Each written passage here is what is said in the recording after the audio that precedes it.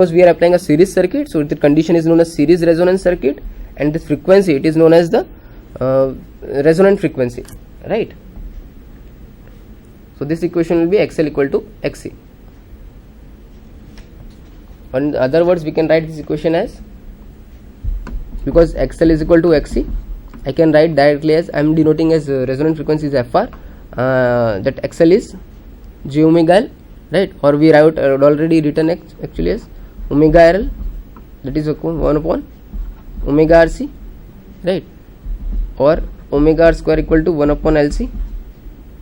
So omega R will be equal to 1 upon under root LC, or frequency, resonant frequency will be 1 upon 2 pi under root LC.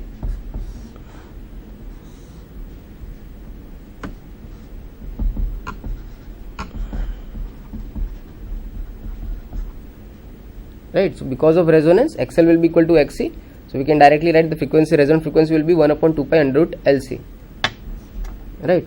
So if you see, in this condition we will have impedance, that impedance will be directly as, it will be equal to R, so it will become pure resistive circuit, right? So impedance will be R, okay. If you see, there is no inductive term or no capacitive term in this circuit, so current will be maximum, and the value of current is, if you know the equation that relates current with the impedance, that is Z equal to V by I, or I is equal to V by Z. Here Z is equal to R, so V by R. So current will be maximum here, and value will be V by R, right? And impedance will be minimum at this point. Finally, the again that both are in phase, voltage as well as current, the power factor will become unity. So this is what we have to explain in series resonance circuit.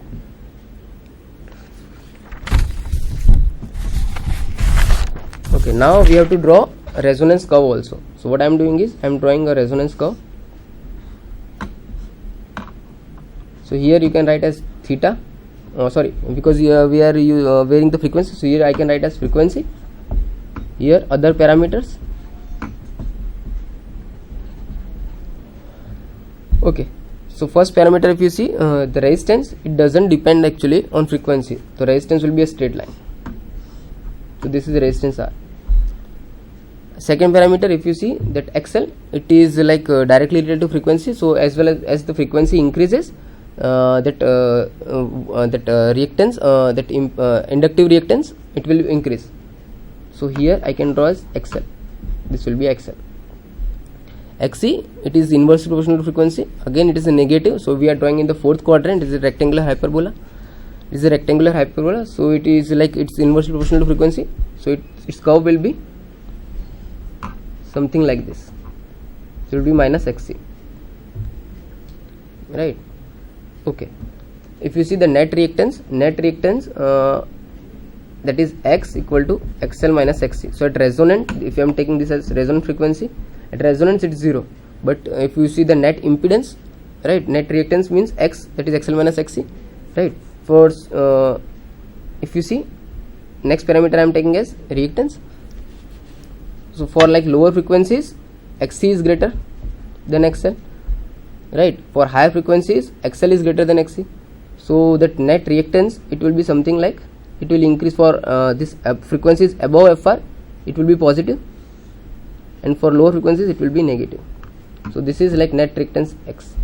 And what will be the impedance? Impedance, if you see Z, it will be increasing at before FR it will be increasing, as well as after FR it will be increasing, but at FR it will be minimum value, right? So that that curve will be for impedance will be like this. This is Z. What will the value of curve of current? If you see, the current is maximum at FR, whereas because impedance is maximum both the sides of FR, so current will be minimum at both the sides of FR, whereas at FR it will be maximum. So this at FR it will be maximum, that is I, or I can directly say as IM. So this is the resonance curve actually that is needed in the question. Okay friends, so what we did is, we solved some of the questions, right? Next questions will continue in the next lecture. Thank you.